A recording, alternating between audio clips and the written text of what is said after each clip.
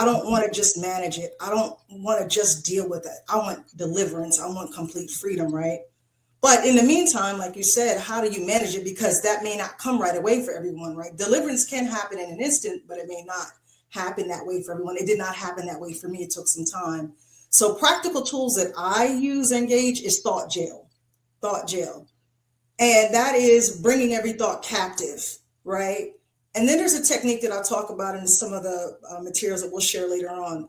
It's catch it, challenge it, and change it, right? So you catch it, which is the same thing as a scripture, biblically bringing every thought into subjection under the obedience of Christ, right? That means you're not letting everything in. Everything does not get access to you. So by putting it in thought jail, you get to determine if this has access to you or not. So if that thought does not line up with what God promised you, if that thought does not line up with what your life is supposed to be like, or positivity, if it's something negative, damaging, threatening, then you will leave that in thought jail. You will not let that out. So that's the first step, is bringing those thoughts captive, and then challenging. Okay. Go ahead. 1 second, Trina. So number 1 was thought jail. Thought jail.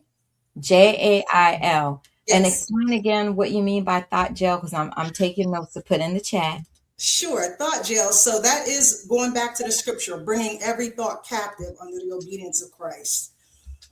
You don't let everything in. Everything does not get access to you.